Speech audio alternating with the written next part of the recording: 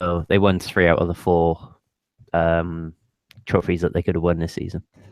That sounds less stressful. You have like 4 chances. Yeah. Plus, Not plus one. it's ice hockey and it's Wales, so we don't really care all that much anyway. Right, it's a low stakes affair. Mm. It's like Connect for that level of. I don't know what you're talking about. That's intense stuff. Okay, Matt, you good? Nope, because I can't hear you. Wave your hands again. I'm good. And there you go. Yay. It worked that time again. It's amazing. Wizard. Are we ready to start recording? Take me to Hogwarts.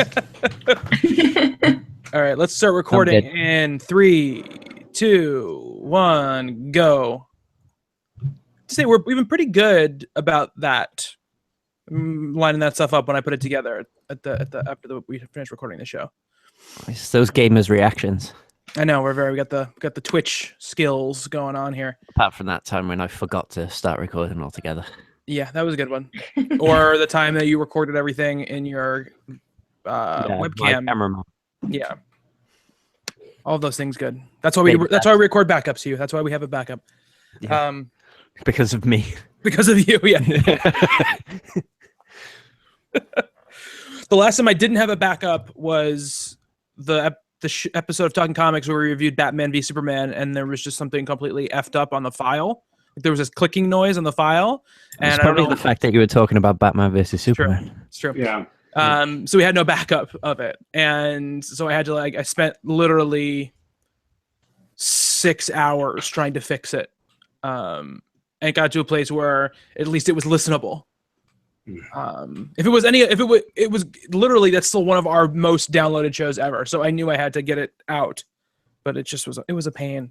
It was a big pain. All right. Tomorrow's 420. Oh yeah. Oh god. It's awful as a high school teacher. I bet. I can imagine how awful it is as a high school teacher. They all think that they participate, but some of you do, but most of you, no. The ones that aren't talking about it are most likely to be the ones that. Yeah. The ones who do it don't talk about it because they don't want to have to stop doing it. So the people, yeah, exactly. Yeah, exactly. All right. So let's get this party started here. All right. Hello, everybody. Let's do it again. Hello, everybody. It is Thursday, April 20th, 2017. You're listening to the Talking Games podcast. I'm Bobby Shortle. I'm here with Hugh Perry. Hello. Kelsey Lavati. Hey. And making his triumphant return, Mr. Matt Wood. Hello. Wood. Ooh, I like that. Yeah. So happy 420, everybody. How's it going? 24. Happy 420, bro. Yeah. How does that doesn't work in Europe, does it, Hugh? It's the 20th of April, so it's 20th of the 4th. No, it's April 20th, so it's 420. Whatever. So we're back for another episode of Talking Games. We've got some stuff to go into. We're gonna maybe possibly talk about some Star Wars stuff. Yes, I like Star Wars. In case you didn't realize, Hugh does like Star Wars. I do. We're gonna talk about a possible SNES classic that might be hitting. And then withdrawn a few months later. Yes, and then discontinued thusly. And we have some listener questions to get through. Before we get to that, though, Matt, it's been a while. How you doing, sir? I'm good. I'm healthy, wealthy. Well, healthy. I was gonna say wealthy. But no, everything has been going well. I bought a Sega Master System recently. So definitely wealthy. It's a baller move. I cannot find a single Sega Master System game, so I think it works, but I have no idea. It didn't really sell well in Arkansas. Didn't really sell well in the United States, the Master System. True. So, does it have Alex Kidd pre-installed? It's not a Master System 2, which was like the later model Master System, came out around the time of the Genesis. That one had Alex Kidd built into it, and that's not what this one is. This one has Snail Maze, so I have played Snail Maze. That sounds really exciting. It's a maze. You're a snail. Yep. There's a time limit.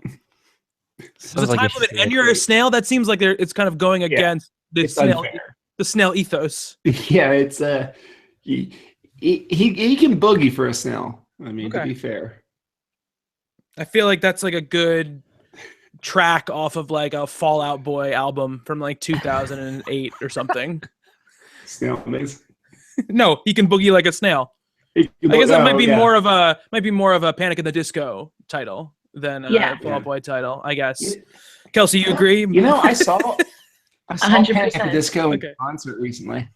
You saw Panic at the Disco at a concert recently? Yeah. Like, were they attending the concert, or were you watching them? They were opening for Weezer. Okay. All right. Okay. So in order to get to Weezer, I had to get through Panic at the Disco. They have a couple tracks that I'm okay with. They're a good band. Yeah. They're fine, but the problem was like when you're knocking on 30, that Panic at the Disco show. Yeah, probably true. Panic at the Disco. Right, exactly. Yes, absolutely. Yeah, I think we were discussing last week on the show in depth about what millennials are and what they aren't. And I would say that although Hugh and I we are now both the old men on this show right now, the old people on this show, because I think I've got a good 5 years on you, Matt. If you're just pushing 30, so so I'm probably like 6. Yeah, so I would say that us older period millennials don't like Panic at the Disco as much as the younger period millennials do. The kids love. That's fair to say. Love. But at least they're not Coldplay. Oh, shut up, Hugh. Shut your mouth. Diet U2. Oh, yes. Let's talk about U2. Yeah, let's not talk please, about can we? No, we're not going to talk about U2. For God's sakes. We're not going to talk about U2. The Joshua Tree 30th anniversary. So what's the name of Kelsey, the first Panic Disco album, which is, I can't remember what it's called, but it has the I Write Sins, Not Tragedies song on it, which was the first hit they ever had. Was that the first album you listened to? And how old were you when that album came out? This is my question. 13. 13. Okay. All right, let's see. I had huge bangs swept across my face, black hair, black eyeliner, and I so well. Oh. No. Yeah, that sounds about right for that. Man, for sure. That's the demographic. Yeah, for sure. Though they do have some good songs. I'm not gonna lie. I do like. I hated them at the time when they were popular, and then afterwards, I began to enjoy some of their music. It was also a problem where I worked at Best Buy at the time, where both them and Fall Out Boy got really big, and so on like the internal Best Buy radio, there was a Panic at the Disco song, and there was Dance Dance by Fall Out Boy that played non-stop for like 4 months of my life. And so it became, what'd you say, Kelsey? Best song, Dance Dance. Dance Dance? You're lucky. You're blessed. Yeah, I'm definitely hashtag blessed on this 420 day for hearing Dance Dance for so long. I mean, if it was like they were playing like Sergeant Pepper on a loop, I could live with that. But you know. But even that, like that's one of those things where it's like you're poisoned by your delights or whatever, because eventually if you listen to that too many times at the place where you worked and didn't like working over and over and over again, you end up hating that too. Yeah.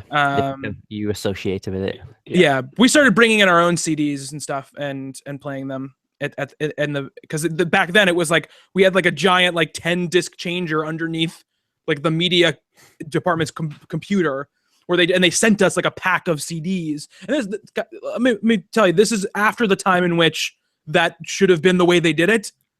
Even then it was like, I can't believe they're still sending us a big pack of CDs to play here. And there was one month or one cycle where they didn't send us one, so we had to listen to the one we've been listening to for the entire last cycle all over again, and that broke us all. So we just started bringing in our own stuff and listening to it. And as long as we didn't have anything with any bad language in it, we were pretty much okay. So no one really ever noticed. But yeah, I've heard Dance Dance probably 7 million times. in my life, and that was probably over a 4-month period. So I can do without in that point.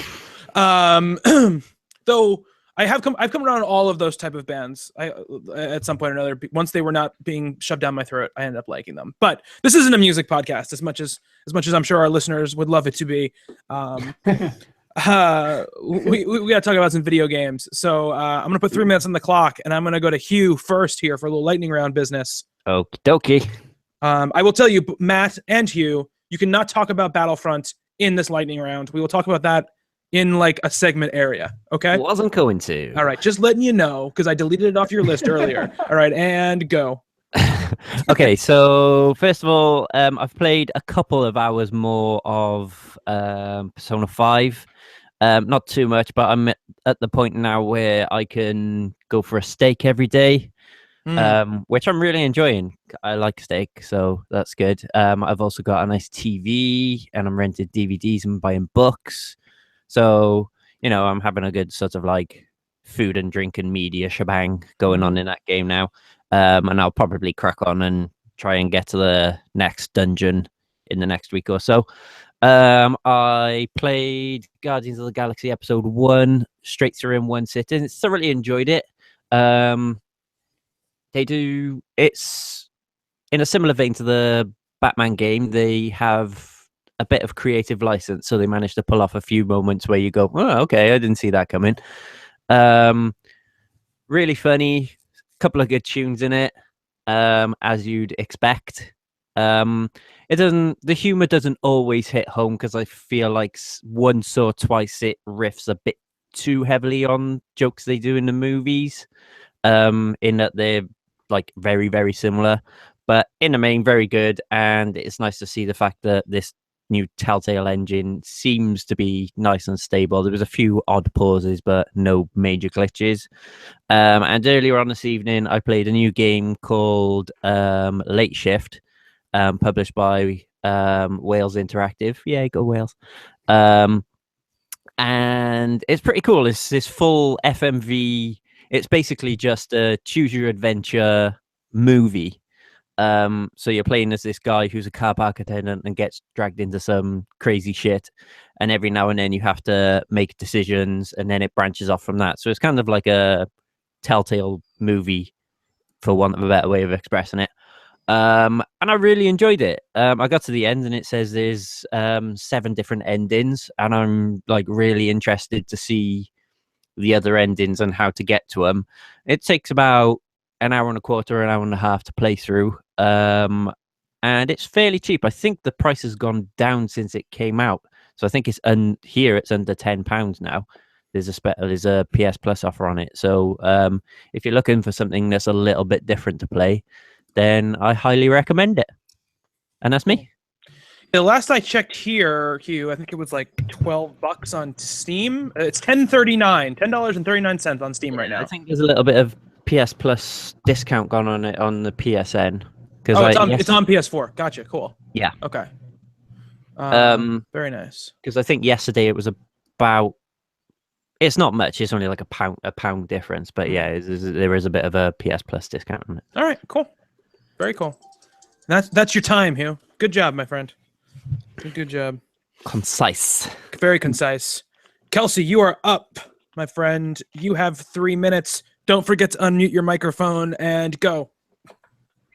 Okay, so I haven't played that much this week because of my essays, but I managed to play a bit more of ukulele. Still really liking it. The gameplay hasn't really changed. You just learn with the more moves you can go into the different worlds. I still really like it. Still love the music. I'm still pretty happy with it. I'm playing a new game. It's called Flint Hook, and it's made by Tribute Games. Yay! And it's like Castlevania type of game. It has like that pixelated art. So, and I really, really like that art. So I tried playing it for a bit.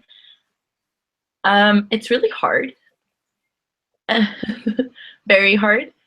Typical, like, I'm sure if you played any type of game like that, you'll understand. It's like you go in a room and your map is like a bunch of, they look like a Lego piece kind of, and you can go down or to the sides, and depending the room you go in, you can get attacked by like one villain or 10 and a boss kind of thing. And basically the point of the game is you have to, you're a bounty hunter and you have to go on different ships. And with those ships, you find like little pieces that you can add to your, he's like a GPS, but he's like a little slime monster, and you feed it to him. And then he's able to find your bounty. And then, so I haven't passed like beating the bounty yet, because I said it's super hard, but it's so much fun. I'm really, really enjoying it so far. That's all. All right. Have you kept up with any Mass Effect, Kelsey, or are you off that train? No. And I feel bad about it, but I want to get back to it probably when I have more time. Mm-hmm. Just for now. Gotcha. Okay, that's all right. Yeah, Flint Hook is something I've been interested in. You know, it's like you said, it's a run-based roguelike game. It's really because it has the main movement mechanic is this grappling hook, right? That you use to sort of go to these oh my places. God! Yeah, I forgot to mention that. That's the Flint Hook, I think, in question. Yeah. Yeah, but it seems cool. It seems the movement seems really interesting, and it does seem difficult. I've been watching some playthroughs of it, and it seems like a cool game. But my life is taken up by the giant game that Hugh was also talking about right now, so I have not had a time to jump into it at all. But it's cool that you're playing it. Another one of those, like, oh, Kelsey doesn't play hard games, and then she plays like incredibly hard games. Yeah, always. And then breezes through them. Yeah. All right, Matt, you got some stuff to talk about here? That's not Star Wars? I have a few things. Okay. Here. It's not Star Wars. All right. You have 3 minutes, sir, and go. The first game I played that comes to mind is Star Wars. I played Knights of the Old Republic a little bit because I never played it. Oh, I love that game. I love that game. And a friend of mine from college, I met up when we were in Dallas for the Fan Expo Comic Con thing they had there. And he had some Xbox stuff. He knew I just got one. And by Xbox, I mean Xbox. And he gave me some Halo games and Knights of the Old Republic 1 and 2, and Battlefront, but not the one that we can't talk about. Mm-hmm. So I played a little bit of it, and it's not bad. I can already tell that that's going to be a thing to take on, and I'm just not up for taking on a big game like that right now. The big thing that I talked myself out of this week was the Disney Afternoon Collection. I do want it, and I plan on getting it. It's hard to pull the trigger on it when I already have RetroPie. I have two of those games physically, and honestly, out of what I've played Tailspin, I've played Darkwing Duck. I don't think I would ever touch those games. So like I would only be there for the Chip and Dale and DuckTales games anyway. Chip and Dale. I know, it's been stuck in my head too. Rescue Rangers. I've been singing it a lot, and people in the house want me to stop. But no, I played. I went and played a good deal of those instead of buying the Disney Afternoon, because I do want it. I like the rewind feature. That seems cool. The gallery stuff looks really awesome. It's a nice package. I would like to get it. I just kind of want to hold off. I think for $20, if it was a physical release like they did with the Mega Man games, I would have bought it, no question. But knowing that will get cheaper, it's just I couldn't exactly force myself to pull the trigger on it. So I played a good deal of DuckTales and Chip and Dale over the past couple of days. Those games are really good. DuckTales might be it. Emphasis on might be the best game on NES. Oh, come on, Matt. The best game on the NES? DuckTales? It's a great game. Don't get me wrong. It's a great game, but come on. Are my 2 minutes up? No, your 3 minutes aren't up. Sorry. You have 15 seconds left. It's quite all right. It is the best game on the Nintendo Entertainment System. No, it is. It is a lot of fun. It is the most. I think it's incredibly accessible. The music is excellent. Now your time is up. Okay, it's the best thing Capcom put it out on the NES. Okay, well, I can maybe go with you on that one a little bit. It is more. a very good game. Yeah, no, it is a very good. It is a very good game for sure. Now, Kelsey, Chip and Dale are two chipmunks who used to solve crimes. Oh, they are. Okay. One dresses up as Magnum PI. He was a TV character in the 80s. Yeah. One's teamed up with Jessica Fletcher, who used to use a typewriter. Now, a typewriter, form of analog writing machine. So about old technology. Machine is a thing that has moving parts. Yes.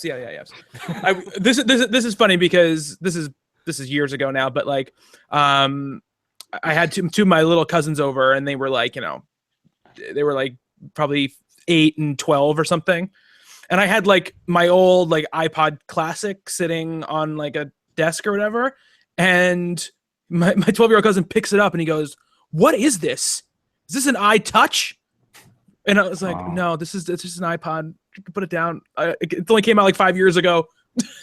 You must be really strong if you can pick those things up. Yeah, they're very heavy. They're very heavy. So cool. I was wondering if you'd bring up the Disney Afternoon Collection, Matt, because I was that tempted. It looks amazing, and I have played a Mega Man one. If it's anything like that, then it's definitely worth $20. I think it was the same people, like pretty much, who did it. So yeah, I think it's got the same quality. I would love to see. Another package of that. Like Capcom does have excellent games on the NES outside of Mega Man and Disney stuff. It would be cool to see like Ghosts and Goblins and Legendary Wings and all the other wonderful games they put out. Yeah, absolutely. Get that facelift.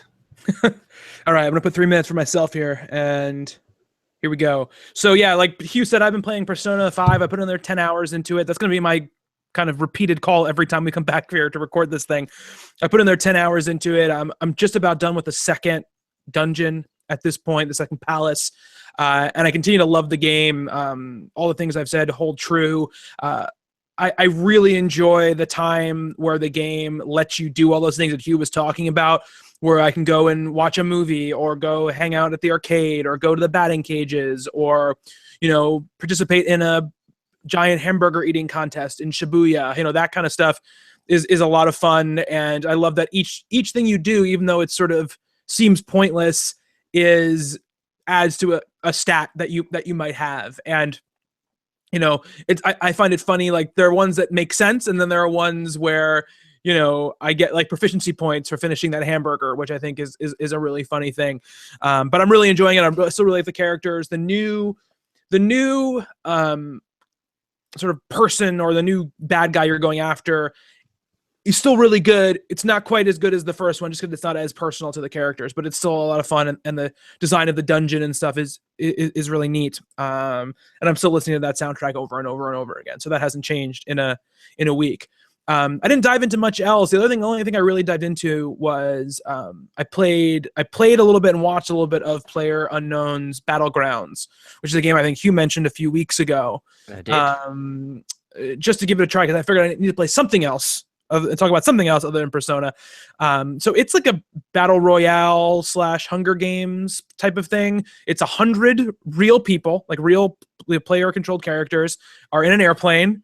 And it goes over an island, and you pick when you want to jump out of the airplane over this island, and then you hit the ground, and you have nothing. You just clothes on your back, and you have to scramble to find weapons and clothes and ammo and health packs, and you're trying to survive the full 100 people. But if you get killed, that's it. You're done, and that's it for that match, and you can just reload into another match. It's a one kill type of thing. I've had a little bit of technical issues with it. It died for me a couple of times, like my computer froze, but it's a lot of fun to play because it's very, very tense. Like it's not even about how good you are at first person shooters. It's just this extremely intense thing where constantly as well, there's like a circle on the map that's like the safe play area. and it constricts as the match goes along. It gets smaller and smaller, and if you're outside of that area, you just die immediately. So it's forcing everyone to the middle of this pack or what have you. It's really fun, really tense, and it's really fun to watch too. It's really fun to watch people play it, because if you're watching the right streamer or something like that, and they're good at commentary, it's a lot of fun. So it's something that I'm going to dive more into, and I think I'll maybe actually do a video about it at some point. But it's a cool little game. So yeah, I'm kind of jealous you've got a PC that can run it. I do have a PC that can run it, yeah. But the thing is, like, I was trying to play it on, because I figured it's a better mouse and keyboard game than a controller game. I've never been very. Do they have controller support now? Yeah, they do have controller support for it. Oh, okay. At least I think so. Because when recently, then I was watching a stream the other night, and like the controller pumps kept popping up on the game because their controller kept turning on without them realizing it, and they were trying to use the mouse and keyboard. So I'm assuming there's controller support now. Maybe I'm wrong, but I was trying to use. They might have mapped some controls or something. Yeah, maybe. But I was trying to. I have a Mac. It doesn't run on a Mac, but I have Boot Camp installed with Windows. So I launched Windows, and I was playing it on here, and it would run for a little while, and then it would just crash. And I'm not sure if that's because the game's early access and it's buggy, or whatever graphics card is in the new iMac I have doesn't play very well with it. So I'm going to try it on my regular PC. Hopefully I can use a controller, because it's tough to use a keyboard from my couch where my PC is hooked up. But it seems a cool thing, and it seems like it's going to be a fun game to like. It's not a game which I care whether I'm good at it or not. It's about sort of the process of doing it. So yeah, that's what I've been playing. And let's roll right into our first listener question here, and this is from Bill Reeves. He asks, what game have you wanted to play, but just for some reason haven't? Hugh, what about you? I think the obvious one that sticks out right now is although I started it, it's probably Horizon Zero Dawn. Which I think I've pretty much benchmarked that as my summer game for this year. Like, once the summer sort of lull happens, that'll be when I get into that, because I know I'm gonna enjoy it. So yeah, right now that is the obvious one for me. Yeah, that's a summer game for me too. It just the Zelda sort of Persona, Mass Effect crossover just messed up that game for me as far as playing time goes. But it's my post Persona game that I'm gonna hit. Kelsey, what about you? Any games that you have always wanted to play but for some reason have not? I actually really wanted to play Horizon Zero Dawn, but I couldn't because I was like, oh, I'll like Mass Effect more, and I didn't have enough time with school to play like two big games, and I was convinced I was gonna buy the Switch at the same time. I thought I would by then. That dream has still not become a reality. No. So even Zelda Breath of the Wild, there's another one. Because I just haven't sold my Wii U because of busyness and just being too tired to do anything other than school. What about past before like Horizon? What about games that you over the years that you've just missed? Yeah, I would have loved to play like the games that you guys play, but I wasn't born.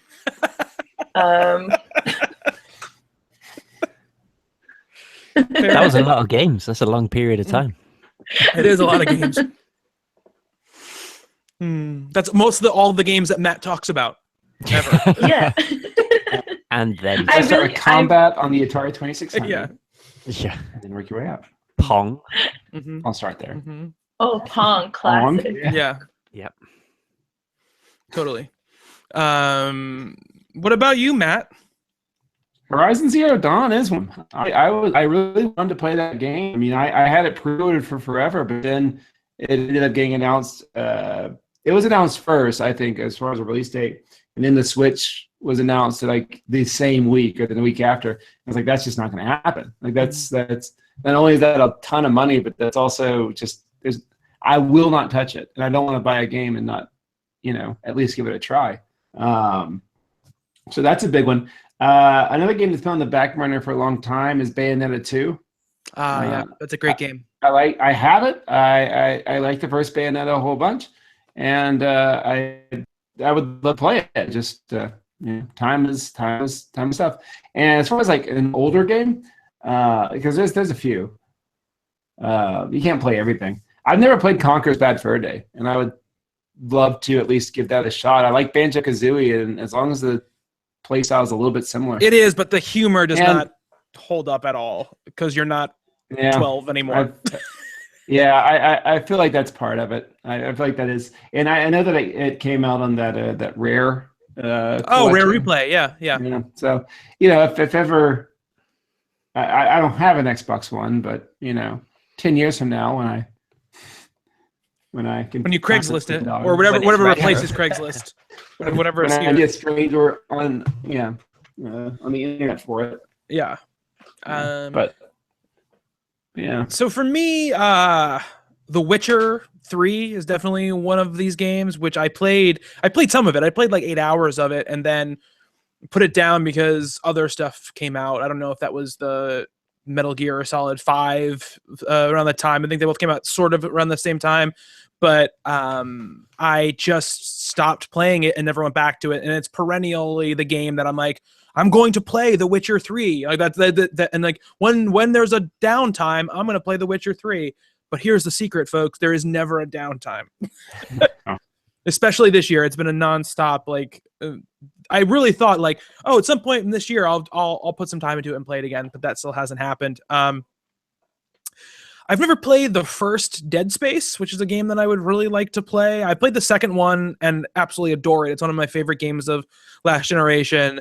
And I played the third one, which is bad. But I've never played the first Dead Space, and that's a game that I would really, really like to actually play through.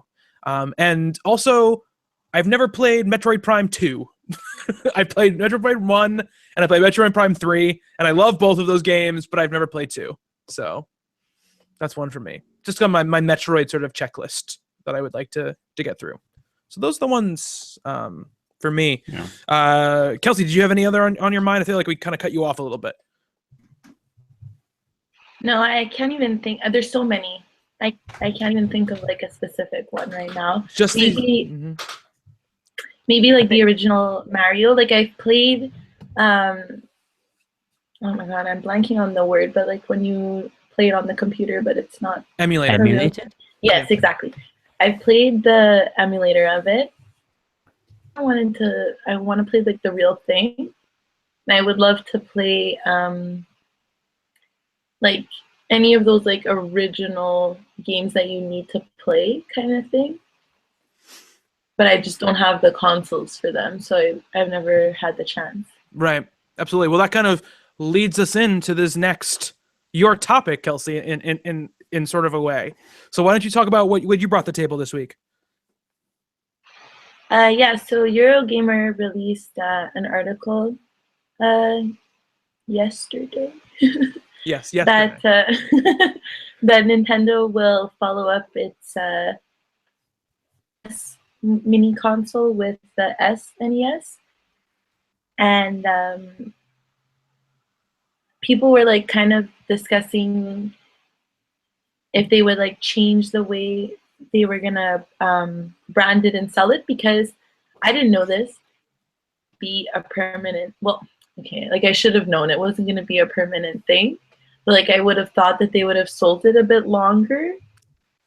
And now like I wonder how they're going to go about selling this one. Like since the other one was such a success, are they going to do it or are they not? Because now like people who bought the NES at Christmas time last year, they bought it for really cheap. Well, in Canada it was $79.99, I think. Here it was $60. Yeah. Yeah, exactly.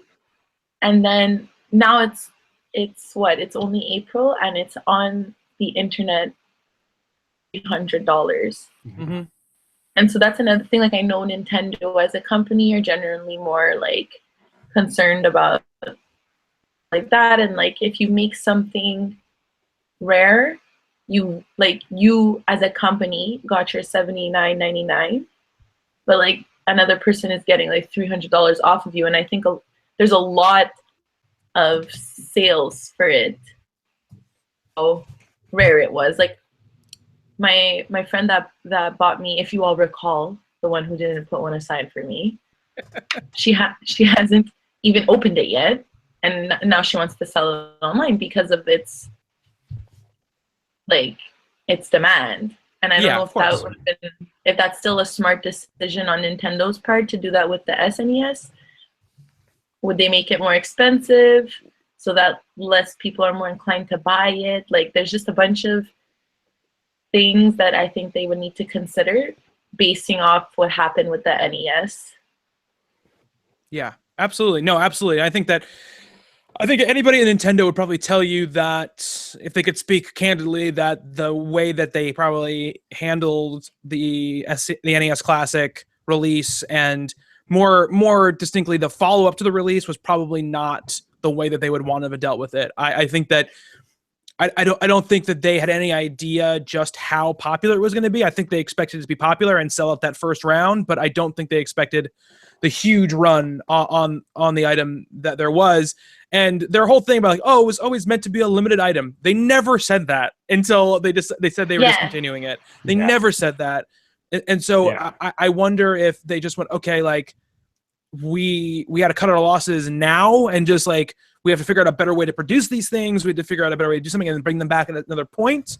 Or they're thinking, okay, now it's time to move away from this NES thing and make an SNES thing, which is now you the demand loop all over again.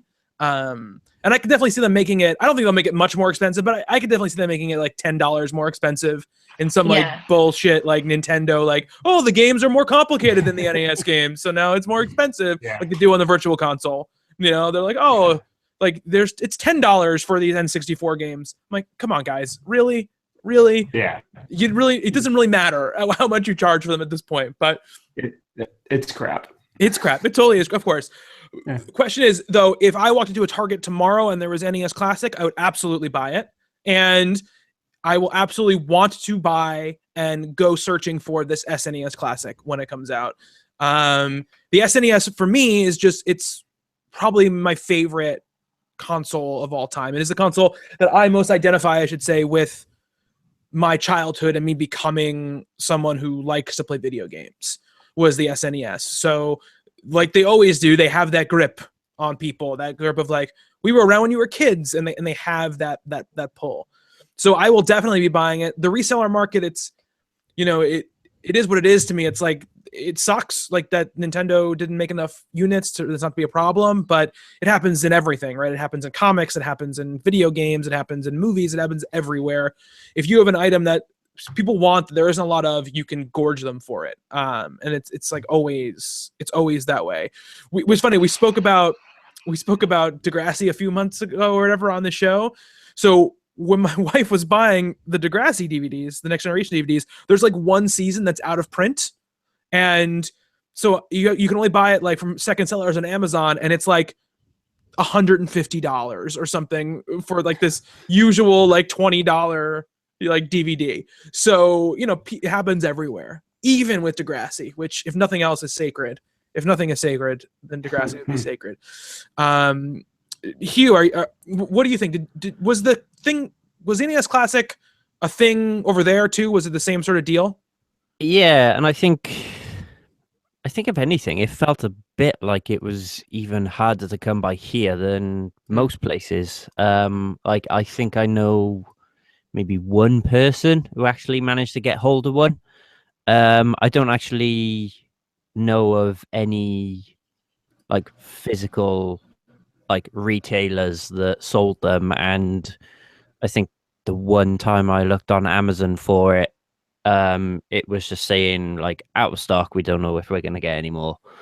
But I mean, with this one, my feelings towards the SNES are much the same as yours, Bobby. Like that was the console that really like made me a gamer.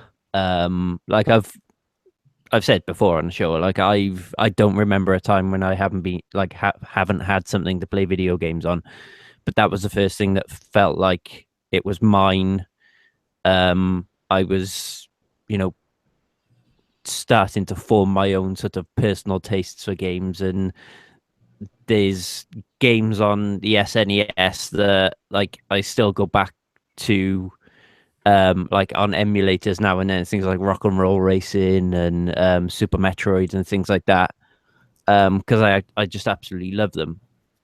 So yeah, I mean, as long as I could get hold of one, I would be very interested in an SNES Classic.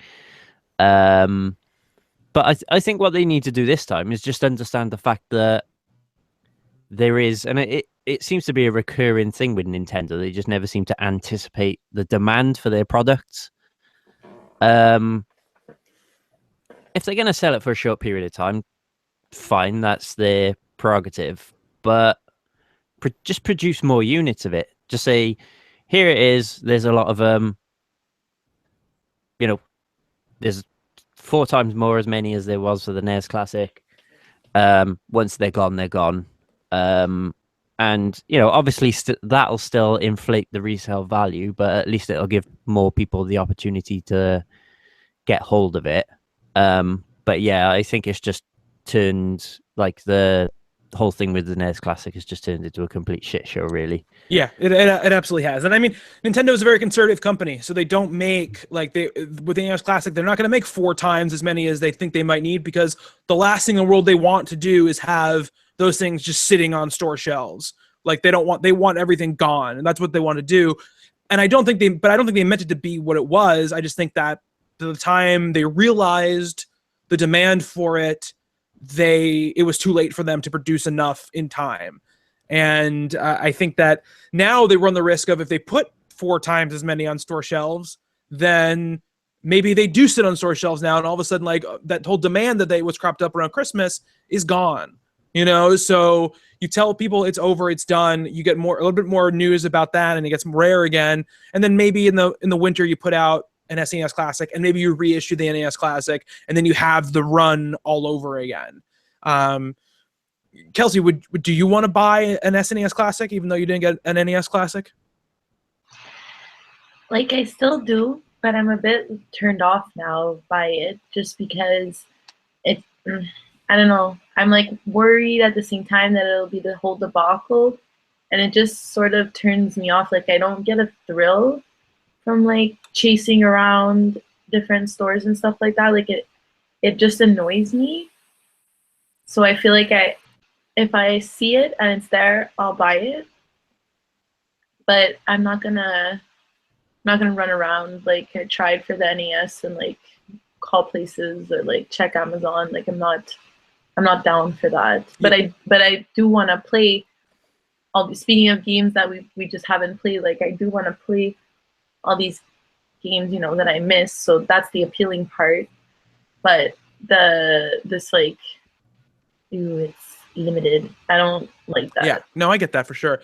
And Matt, sort of spinning it to you, I'm gonna put this question that Super Bad Larry asked us in it. So he says, why buy the SNES Classic when it probably won't have access to an eShop and have old games that he already has on his Wii? And I think that or Wii U, and I think that also translates to, that's a very legal way to do it. The other legal way is to have the system and have the games already, and you're someone who has that going on and also has access to emulators where they can just play those games all at the same time. So what is the draw for you, Matt, in buying it when you have access to all these games already?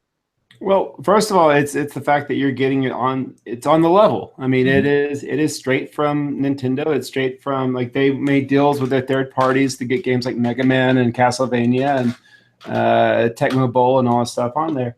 And it, like, so we both have Raspberry Pis, you know, but there's a lot of work that you have to put into that to get a game running. I mean, it's not exactly. I couldn't hand that to my older brother, even though he's not that much older than me. I mean, he wouldn't have any kind of. It wouldn't be a hassle, but just plugging something into a TV, working, it's wonderful. You get the controller that feels just like the authentic controller. So I mean, it's nice. The presentation's nice. The graphics look good. The features, you know, you have the multi like filters and things like that. Everything seems excellent about this. this is the part where it's just so disappointing for what Nintendo does here. I think it's a dumb move to say discontinued. I get why they put it out in the first place. They had nothing for the holiday season in 2016. They had to put something out there, and it was an incredibly smart move because no game they put out for $60 would have had, the demand that this thing had. I mean, it was pretty easy money for them. They didn't have to put a huge development team on it. They had to strike a few deals with Capcom and Konami and Tecmo and some other third parties. It was a brilliant move, but why? Even if it does sit on the shelves a little bit, I can't imagine that being a huge loss for Nintendo. It just seems strange. It seems really, really strange for them to stop doing this. And then, the rumors start a couple of days later that the Super Nintendo went up. I would be hesitant to buy it, even though, let's say they mark the Super Nintendo at $100. They go $40 more than what the NES was. If you get 30 Super Nintendo games for $100, that package is absolutely worth it. But maybe Nintendo would be a little bit better this year with the Switch coming out. Maybe they wouldn't be as desperate. Maybe the demand wouldn't be as high. I can't imagine though that it would be much different because most people that bought a Switch would want this anyway. Yeah. I will say this: it makes me really curious about what they're going to do with Virtual Console if they're ever going to bring that back. I mean, I don't know if they'll call it Virtual Console. Here's the thing: I don't know if they'll say like this thing is the Virtual Console, but I think that they will have old games on there because they've already talked about giving old games right as part of their here's a game for the month. The fee or whatever that you're going to be paying to play online. Right. So they're going to do some sort of old games program. I don't know if they're going to call it Virtual Console anymore. I don't know what they're going to do, if they're just going to call it a classic section or what they're going to do, but there'll be something.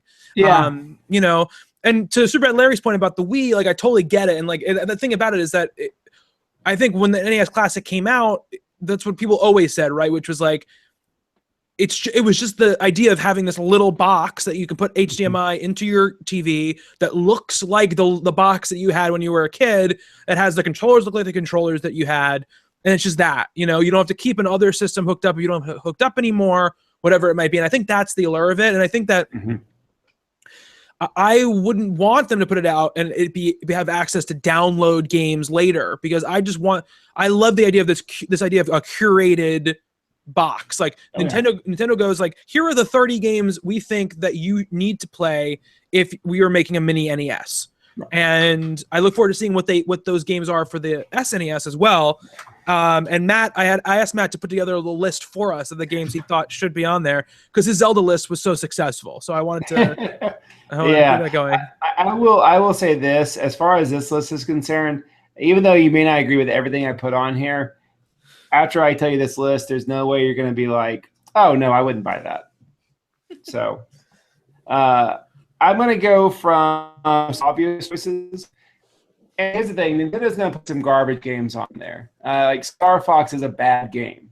Come on, really, man. It's not a bad game. Come on. It's a great game for its time, but going back and playing Star Fox, I think that's going to make a lot of people go, oh, no, okay, we'll play that for 5 seconds and then turn it off. Right. So they're going to put like just like Super Tennis will show up on the SNES Classic game. Yeah, which not a bad game, but once again, it's like, well, stack that up against Chrono Trigger. It's not exactly fair. But this is if a fantasy world, here are the 30 games that would make the Super Nintendo Classic be a absolute perfect buy. So obvious one, Super Mario World, Link to the Past, Super Metroid. Those are the three big ones. Yes. Like it has to have those. If it doesn't, then don't buy it. Yeah, and there's no way it won't have those three. I mean, they're all Nintendo-made games. Those three games will be there. Absolutely. Okay, then we're going to get into the weird thing, because Nintendo has a weird thing with Earthbound. I think they would put it on a Super Nintendo Classic just because you got to. Yeah. Okay. Chrono Trigger. Okay. Yes. Final Fantasy 3 or 6. I don't know. Like, Square might cause a stink and want it to be called 6, but whatever. Yeah. That game will be on there. Yeah. Super Mario RPG. Oh, okay. Good one. Yes. Donkey Kong Country. Yeah, of course. Hell yes. And that's the only Donkey Kong Country I put on here. The other two are great games, but I think that one's the best. Donkey Kong Country 2 is really, really good. Donkey Kong Country 3 is okay. But just I think you might get 2 on there. I think you might get Donkey Kong Country 1 and 2. I think that's a possibility. Zombies Ate My Neighbors. Yes. Okay. Great game. Excellent game. Turtles in Time. Right. Yes. Okay. Which in the arcade version, which is weird, but it totally is. Yoshi's Island. Yeah, of course. Sorry, Matt. Super Mario World 2, Yoshi's Island. I think that's my personal. I don't want to offend anyone. I think that may be my favorite game for the Super Nintendo. That's a good one. That's a great game. It's a great game. It's a great game. Super Castlevania 4. Yeah, of course. Yes. Yes. If you're gonna have Castlevania, they had Simon's Quest on the NES Classic. Like, yeah, that's not a classic game in any stretch of the imagination. That's a terrible video game. Yeah. Having that instead of Castlevania 3 is Castlevania 3 had to have cost more, and that's why. That's the only thing I can think of. Sunset Riders. We know you love that game. It'd be great. Oh my god, I love that game. NBA Jam. That would be the Tecmo Bowl of the SNES Classic. Mega Man X, because you gotta make the Mega Man people happy.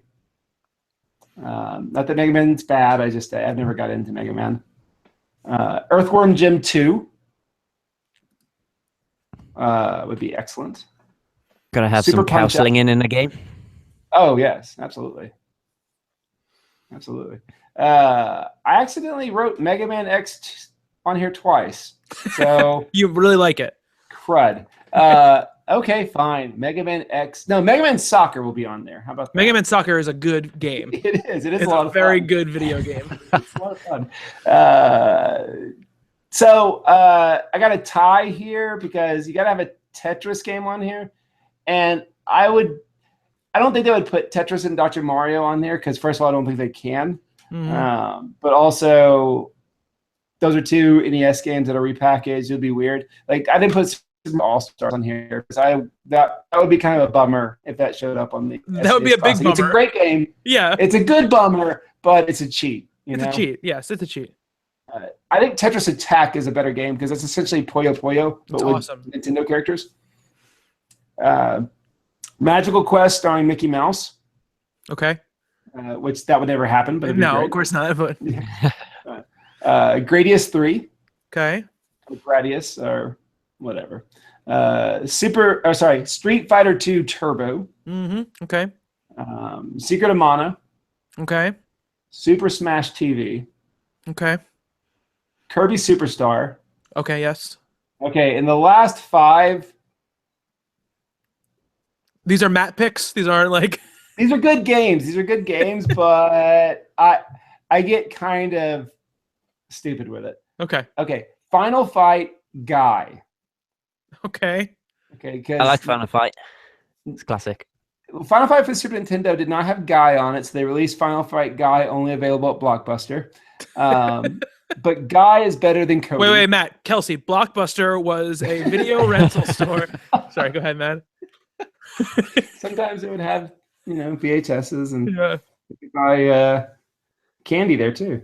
But Final Fight Guy was this weird game. So they took Cody out, they replaced him with Guy, and it's Final Fight, which is great.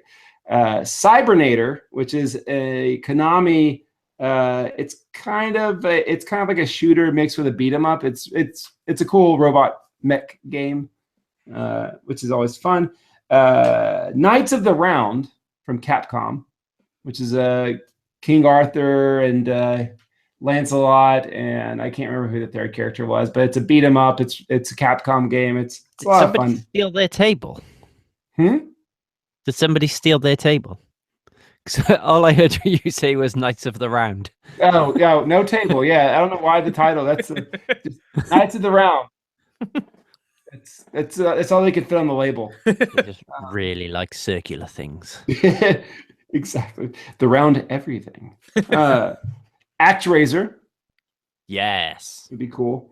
And finally, just because I felt bad not having it on the list, it's a fun game, but it's one of those cases where every game in the series that came out later was just better. F-Zero. Oh yeah, F-Zero will definitely be on there. Yeah, it will be on there. But Yeah. If I'm going to pick my 30, then F-Zero. I wanted to make sure I had a launch game and I think SimCity is a great game, but not really one that you're really coming to an NES Classic or SNES Classic for. And I was thinking about Pilot Wings as well. And while Pilot Wings is fun, I think F-Zero is better. There's my 30. That's a good 30. I think that in the Castlevania realm, I think that they would probably put, even though it wasn't as big here in America, Dracula X on that thing, because that is one of the most loved Castlevania games, and the chance to release it something like that I think would be a big thing for them. It would be cool. The SNES version is not nearly as great as the TurboGrafx, or the PC Engine. It's still good. But it's still good, and it's still get to hear at least some of that sick music that game has. Yeah, it is. It's unreal. It's the game so has good. Awesome music. All right, I like it. I like that one. And it'd be cool to have those kind of games. I mean, I would love to see those big RPGs that you mentioned end up on that thing. I think it'd be very cool. I mean, that would be up to Square to play ball this time around. I don't think there was any Square games on. Final Fantasy was on the NES Classic. Oh, it was. You're right. Okay, so so obviously they have that going in there. They've got a good relationships with all those Japanese developers. So I think that the publishers. So I think they'll be able to get it going. I mean, that's the thing, though. These games really do hold their value. That's because they're excellent. They're sprawling. As far as the NES is concerned, a lot of those games are kind of, and don't get me wrong, I'm not trying to disparage them, but they're primitive. I mean, they are quick, playing for 5-minute games. Most of them are. The SNES really changed the game. Like those games, at most Super Nintendo games had a battery save feature in them, where the NES did not. And that's just because these weren't games that you could just kind of rush through. These were games that, even like Super Metroid, or Super Mario World, no Mario game had a save feature on the NES. So these are going to be bigger games, but they don't necessarily have much of a reason to charge more unless they get a lot of third-party games on there. Right. All right. Let's move on. Let's talk about some Star Wars stuff here. Woo! So the Star Wars experience was this past week, and they revealed the trailer for the teaser for The Last Jedi, among some other things. And one of those things was Star Wars Battlefront 2 was officially announced and given a trailer and given some details.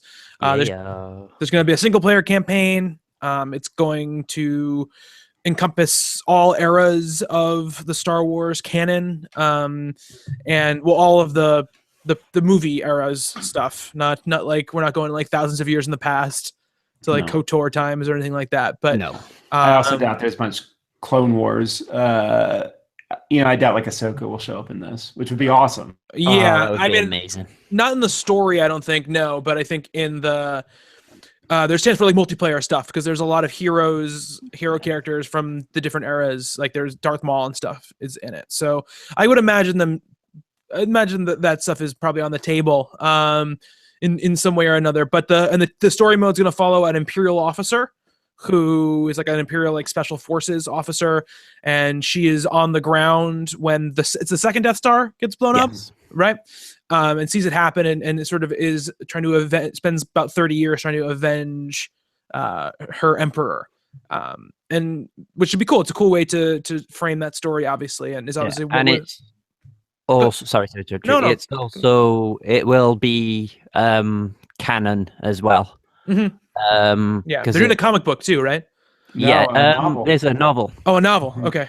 It's going to be, they're basically kind of like she's like the main character's like the commanding officer in a I think kind of like a Black Ops stormtrooper unit called Inferno Squad. yeah, I'm really excited for it. The story sounds very, very interesting because it's basically going to bridge the gap between Return of the Jedi and Force Awakens, and apparently it's going to go some to sort of showing you the formation of the First Order. So that for me is really cool. So yeah, that I cannot wait for. Yeah, I mean, Matt, you seemed very excited about this. Yeah, I've watched all the celebration content. Like Mara and I, yeah, as anyone that has listened to other podcasts with Mara or myself on, we there's a joke on Legendary Runs when we talk about the comics that we've read outside of the run. It's always Star Wars talk, and it's Star Wars is a big deal. And this game looks excellent. It looks like they've listened to every complaint that people have with the first Battlefront. I love the first Battlefront, but yeah, story mode is always welcomed. And you know, it's kind of nice that Disney is not afraid.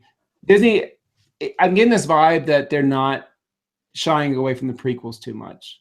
We're getting to a point where the generation that grew up with the prequels, they're now nostalgic for the prequels. And so having a lot of content when it comes to, you know, like Darth Maul and Yoda and all that stuff, people love that stuff. You know, in a video game, that seems like the perfect setting to reintroduce a lot of it. So yeah.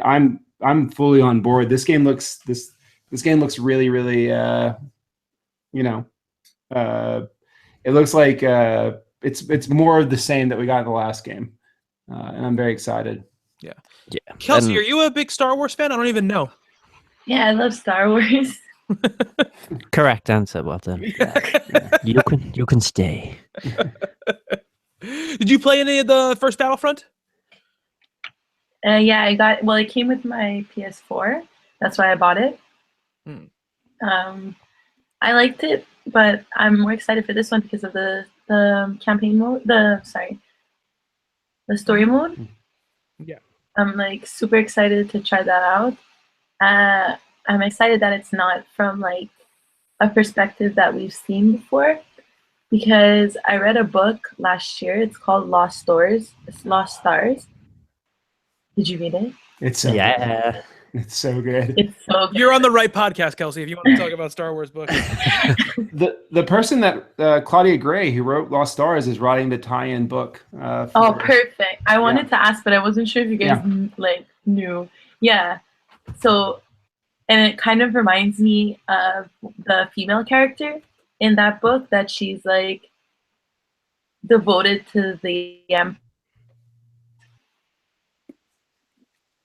grew up, and I'd be interested to see like how they twist that into perspective, if they're gonna take some of that like concept and apply it to the game. Like, I really wanna play. The story mode is what I'm most excited for. Like, extremely excited. I love villains, and I want to play a villain who doesn't really know that she is one, kind of thing. Yeah, totally. Yeah, I'm excited too. I mean, the first game, like, it's a fun shooter and it looks beautiful and it has all the Star Wars sort of stuff around it, but the lack of a story mode in a Star Wars game is just kind of a deal breaker for me, because that's what I come to Star Wars for, is stories and not necessarily action and stuff like that. And I look forward to the action part, because DICE makes great shooters, and they're working with Criterion again here, because there's going to be space battles and stuff now, much more vehicle stuff, which they were sort of missing in the original game. And they're working with EA Motive for the story stuff. And they got the person who wrote the script for Spec Ops: The Line doing work on it, and then a former video game writer named Mitch Dyer, who used to work at IGN, doing story stuff on it. So they're taking the story stuff very, very seriously, which is a good thing to see. That first game sold so well that they could have just said, like, okay, we're going to make another one just like this, and it will sell again. Yeah. Because we'll put it out right before episode, right before The Last Jedi comes out, and people will have, like, their Star Wars, they'll be frothing at the mouth for Star Wars, and it'll come out. We'll put some, like, stuff that they want to see on the trailer, and people will buy it. But they didn't do that. They looked at what everyone said, and they really tried to do right by the property. And I think that's a heartening thing to see at this point. Yeah. And I think it looks like they're they're adding some elements from Battlefield as well, because there's going to be classes for soldiers as well as vehicles. Oh, that's good. I was going to ask you about that because the class-based system is what I like so much about Battlefield. So I'm happy that they're bringing that over. So yeah, as opposed to everybody just being on the map and they're running around shooting, each person is going to have like something else they bring to the battles. And also, I'm not, other than the fact that it exists, I'm not sure exactly what it entails, but there's also going to be a couch co-op mode as well, which is pretty cool. That's cool. So if it seems like it's going to be like a big game, there's going to be a lot to do in it, you know, with the campaign, couch co-op, multiplayer online. There's going to be a lot more depth in terms of like making your character look different from others. By the sounds of it, there's going to be a lot more cosmetic stuff. So yeah, it does, like Matt said, it sounds like they've basically taken what they did with the first one, which kind of like now feels like they were just sort of dipping their toes in the water and just sort of testing how people would feel about it. And now they're going, yeah, okay, we're going to go full on with this one. So yeah, I can't wait. So I may well take the plunge and buy the £80 version. Yeah, I know where this is going already. Yeah, because I can't sit there for 3 days while other people are playing a Star Wars game, and I'll yeah. Hugh, don't buy into their bullshit. You shouldn't have to pay to play the game, just to play the game earlier. But it's Star Wars. Hugh, you won't be alone. Yeah, we'll play together, Matt. No, you won't. Don't worry. But one of the things. Sorry, Matt. Go ahead. No, Matt. No, go ahead. I be missed if I don't talk a little nerdy about the Star Wars stuff, like the actual story, like that. That's such a cool idea. If you read Shattered Empire or Aftermath, the stuff that's come out in the past, say, year and a half, one of the things that happens after Return of the Jedi, according to the new canon, is that Palpatine sends these like sentries. He had a contingency plan, essentially, if he died. And you see this in the trailer. You see this officer, I can't remember her name. I know it was announced at the conference. But you see her basically talking with this hologram Palpatine. And it's like the fact that they're fully embracing the entirety of Star Wars and the new, consistency as far as the story is concerned that they're trying to create. It's very cool. I'm thumbs up all around. Like, if I hate to say it, I may have watched this trailer more than the Last Jedi trailer.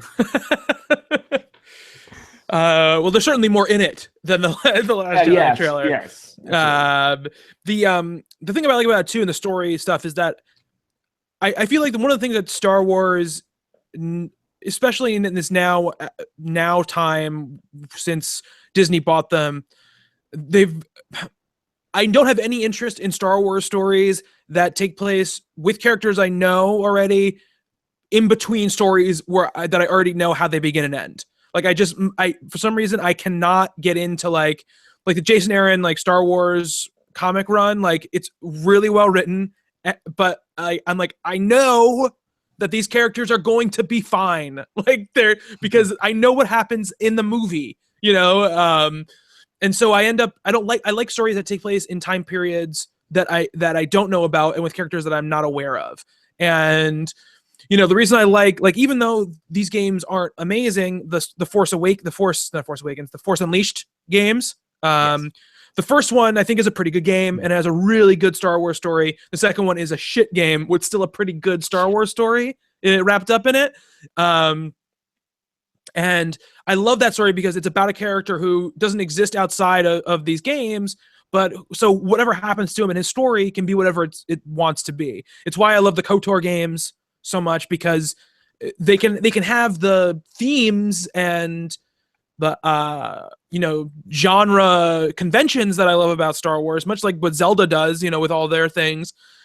But the Han Solo stand-in, I don't know what's going to happen to the Han Solo stand-in, but I know that in this Han Solo movie that they put out in a year, like, he's going to be a rapscallion. Like, I know that's what's going to happen. And, we're going to see that they're going to tick the boxes that make you go, oh, right. So that's why he does that, or that's why he acts like that.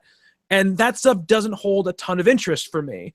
So this kind of story holds a lot of interest in me because it's in a time period that hasn't been well trodden outside of, since they've collapsed the expanded universe, right, and restarted it.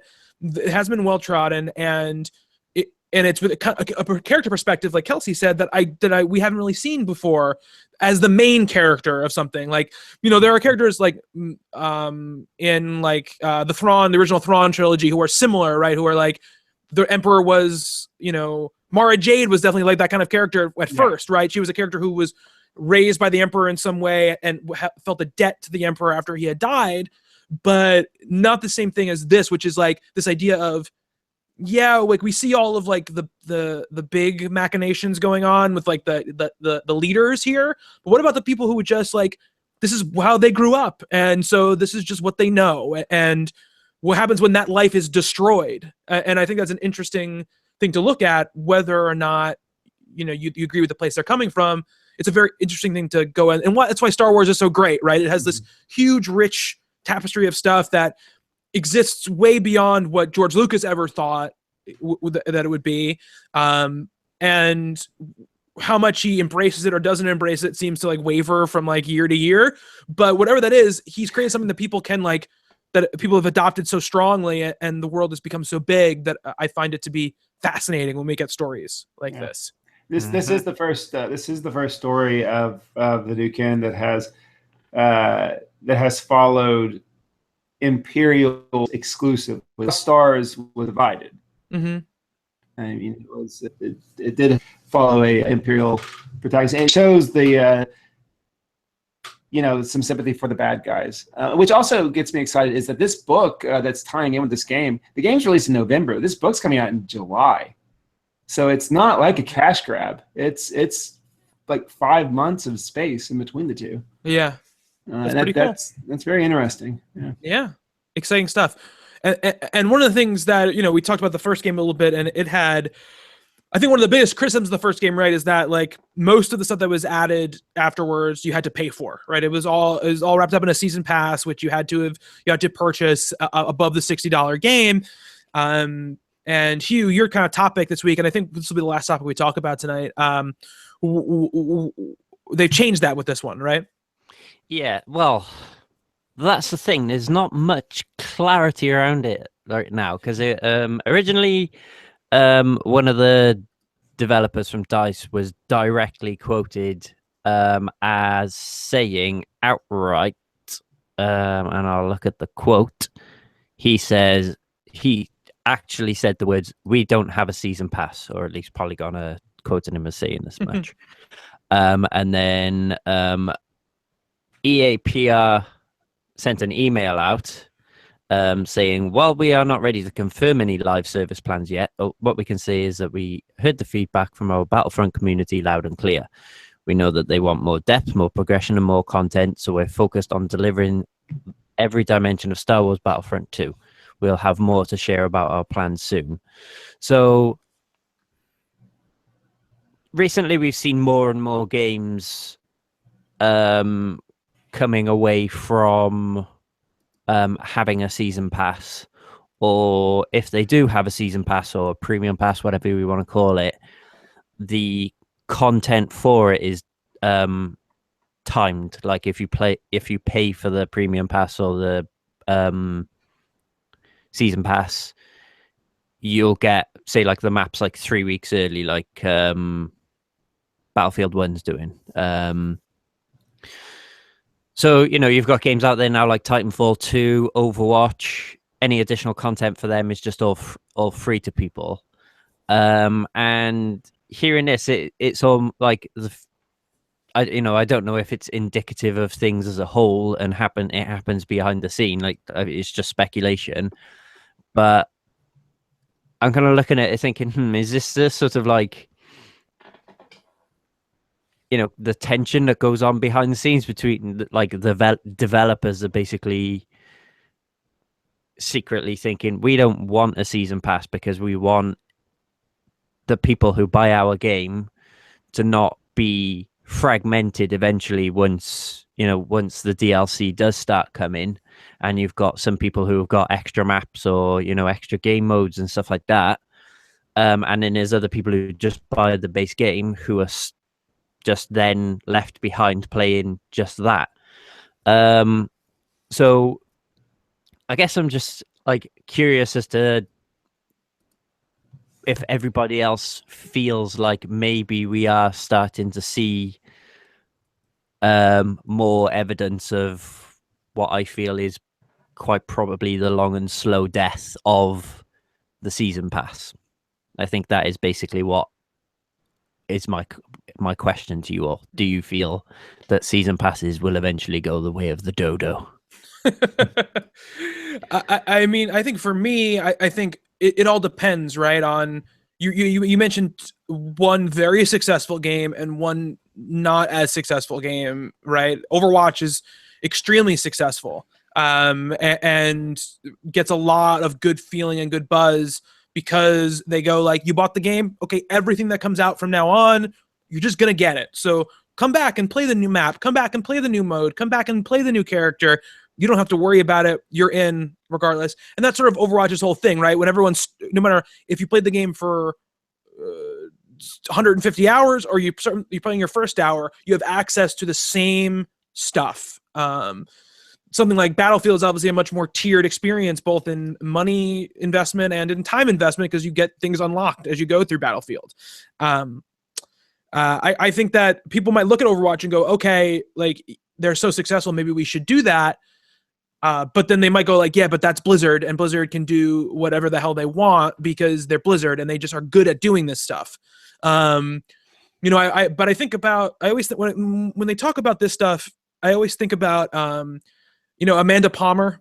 She did a TED Talk years ago. It was called The Art of Asking, and she was talking about her Kickstarter campaign, right? About how she kickstarted her album and made it, and when she was trying to work at record companies, they're all about trying to like gate off access from people to get their stuff and find a way to force people to buy the things that they wanted to offer. Like, we want you to buy the deluxe edition so you can get these extra songs, blah, blah, whatever. Her thing was this thing called The Art of Asking, which is the fact that you don't tell people you don't get it if you don't pay this much. You ask them to give you something because you're providing them something they love to do. And that's kind of what Overwatch does, right? With the loot boxes kind of thing. It's like, if you want to give us money, here's a way you can give us money, and you can get cool stuff if you want it or not, but you don't have to. And Battlefield, Call of Duty, they're the opposite, right? They're like, okay, at a certain point, boom, like if you don't have those new maps, you're done. Like, sorry, you can't play with the people you played with before. And it stops people like me from, once we were a couple of months out after Battlefield, I was like, well, there's like 2 sets of maps that I don't own anymore. I'm never going to play this again. Goodbye. Game goes back. I traded back in for credit, but I'll never do that with Overwatch because I'll keep on playing it, I think it's going to take a game like this game, which is going to be a huge mass market game, to do it and prove that they can make money off doing it. And not do a season pass. I mean, I would love if they went away. I don't mind them for like narrative content in games, like if you're going to do like 2 or 3 like story based things, like the Resident Evil 7 stuff, like I really like. And Destiny. And Destiny, yeah, exactly. They're doing big chunks of content. They're more like expansions than they are like just like map packs, right? Yeah. In fact, the maps that come in them for multiplayer are like the thing that people least care about when they put out expansion packs for Destiny. Those kind of games, it's fine, but games are just like, here's some extra maps. I would love if that stuff went away. Kelsey, I don't know if you ever like played a multiplayer shooter where you wanted to buy a season pass for map packs or anything like that. Never. I don't even, if it has a season pass, I'm not buying it. Yeah. It just, especially here, like I think for a game, if a game could be upwards of $79.99 to $99.99, and then you want me to buy a season pass so I can get an extra outfit, I don't know. Like, to me, it's just, I agree where like if there's an expansion and you want to play like extra story, that I get. But if you want to play that story, then you can buy it if that's what you want, or if you feel like the game's complete without it, you don't have to buy it. But to feel like you have to because you want to keep playing with your friends, like I just don't think it's right, and I don't think, and it doesn't appeal to me like that. Spending more to have like something that doesn't add that much value to my experience. Like I know some people would argue like guns are better if you buy them with the season pass or whatever, but it's just like it doesn't hold any value to me to spend that extra, like sometimes it's like $40, even more. It's like a whole other game. I'm paying double the price for the same game as someone who isn't. So I wouldn't mind if it went away either. Yeah, absolutely. Matt, what about you? I think it's fine. I don't necessarily mind DLC to an extent, but yeah, to echo some of the sentiments that Kelsey mentioned, when it should have been there in the first place, like with the first Battlefront, when Scarif and the Death Star and Jabba's Palace, all that stuff was cool, but that should have been there for people. If not on release, then it should have. That you shouldn't have had to pay for those maps. I did, but yeah, but it and there's things like cosmetic things like outfits and things like that. I think, yeah, that should be the stuff that if you love this game so much, you want to see Han Solo wear his parka from Empire Strikes Back. If you love it that much, you want to pay $1.50, go crazy. Yeah, totally. Yes. But that was the stuff that the Battlefront, the first game, was giving us for free. And it's kind of like, well, thanks, this is cool, but like, it just seems wrong, that you paid $60 and like, oh, we have the same amount of content that is in the game at launch, coming right back for $15 a pop, 4 times in 4 different sessions, and it kind of felt a little. And they knew Star Wars fans were going to pay that. So I do like the fact that they're saying, hey, no season pass. I just hope that also means, I don't know. I mean, it sounds strange. I feel like your game should feel complete and then worry about the extra stuff. Like Last of Us is a great example. Yeah. It was a complete experience. And, people love that game so much. They're asking to pay, what was it, $10 or so to play the extra story, the extra chapter. It didn't affect the narrative of the initial product. It was supplemental, which DLC should be. It's a thin line, I think. But yeah, when you're putting out content and saying, oh, okay, half the people that have already purchased this game, they can't play what the other half is playing, even though they paid their full $60. It's kind of bogus. Yeah, and I mean, and you also run the risk in a PR sense of a game like Battlefront, which was multiplayer only and a thin multiplayer only game. Yes. To then go like, okay, here's what should have been in the game, like you said, but you have to pay extra for it. It makes people like me go like, well, then fuck this game. Like I don't want to play. I'm not going to pay you money for you to finish the game. And I think that can be an issue. And then there's also the thing I don't like of being like, just you paid $60. Just trust us. The extra 40 is going to be worth it. Yeah. The stuff that we put out is going to be great. Don't worry about waiting for people to tell you if they're any good.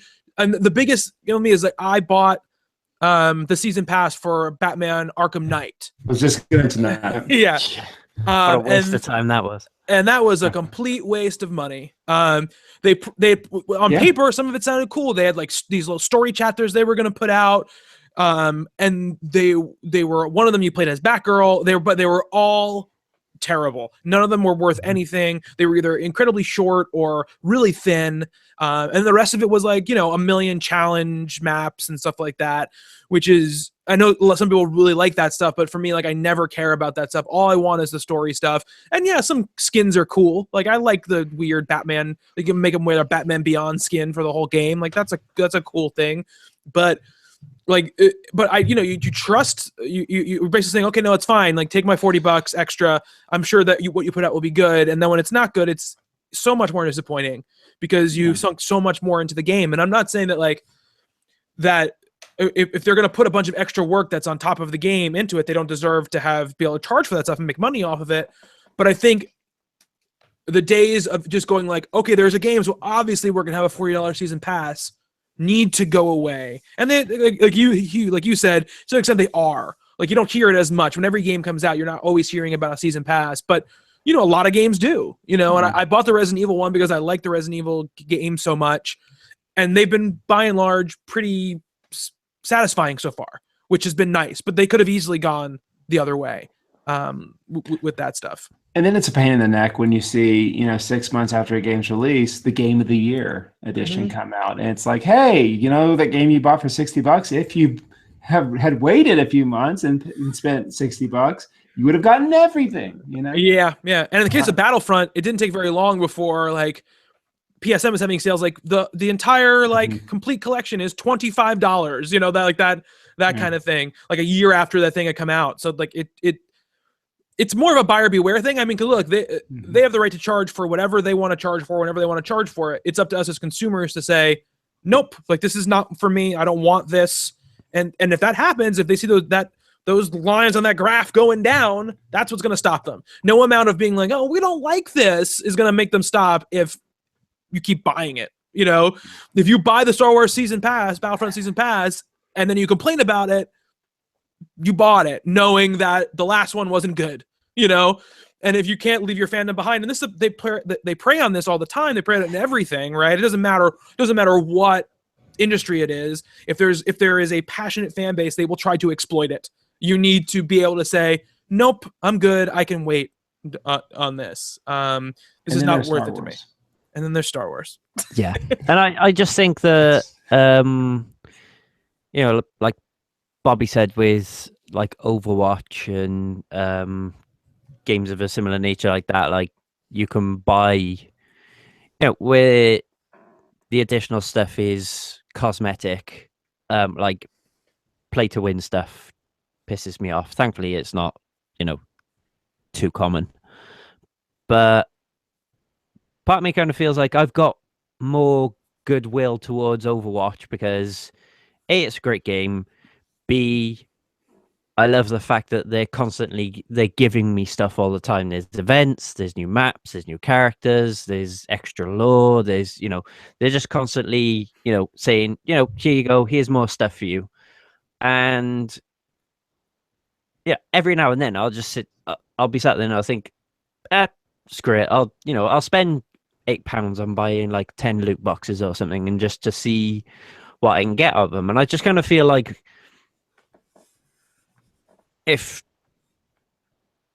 my attitude is indicative of, like, obviously not everybody's going to be like that, but if other people are like that, they'll probably end up, over a period of time in the lifespan of the game, arguably might even end up making more money in additional purchases than the season pass anyway.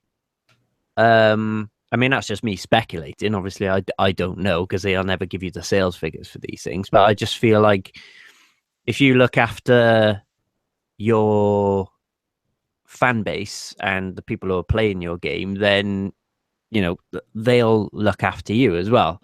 Like, I'm a sucker for, like, in Overwatch, if there's a skin I want, like, I bought a bunch of loot boxes recently because I want to try and get, like, as much of the new skins and stuff. Like, obviously you can buy them with in-game credit as well, but so that's just me speculating. But I do think if you treat people better and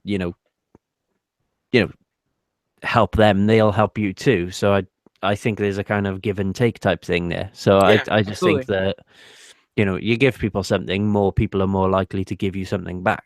Oh, so, absolutely. Yeah, no. And I mean, I spent like at least $100 extra in Overwatch loot boxes. Yeah, exactly. So, and that's like 2.5 season passes if you think about it. Exactly. Really. But I didn't feel like I had to do it, right? I feel like Exactly. I want to do this, like, because I want these skins, or I want, whatever. I'm feeling like, oh, it's $10 here, $10 there, $10 here, or whatever. You don't make me feel like I have to do it. It's just something extra and nice, so that's why I want to do it. But yeah, we'll see. I hope that they stick to this, and I hope there is no season pass. I mean, they can make so much money selling skins. I mean, are you kidding me? You get Star Wars. There's so many different looks and so many different aesthetics and so many different characters. They could just throw they could get a whole skin of like the Star Wars Rebels television show and just like a skin pack. Like Matt just spent $40 right now. Absolutely. I would buy the Attack of the Clones Anakin skin if Revenge of the Sith Anakin was the only one available. Like, sure. That's the thing too. They have our money on so many things. I just wish that they would understand that the people that really want it, they'll buy stuff. They'll buy the extra stuff. Like the Mortal Kombat game, Mortal Kombat X that Mara just bought because my wife is weird sometimes. We bought the standard one and DLC on it because I was trying to compare the difference between Mortal Kombat X and XL. And I was like, "Hey, do you want Predator and Leatherface and the Xenomorph and all that stuff?" And she's like, "No." And but I was like, "Do you want the classic skins?" And so we paid $5 extra because I want to see Sonya Blade wear the outfit that Sonya Blade is supposed to wear. We'll spend our money, but yeah, don't put a paywall, against content, like content that should have been there. And yeah, exactly. It's annoying. Exactly. Yeah. All right. I think that's a good discussion on Battlefront and all that stuff. And I think that's a good place to wrap us up here. If you guys want to get in touch with us, you want to send us questions at talking_games on Twitter, or games@talkingcomicbooks.com is the email address for that.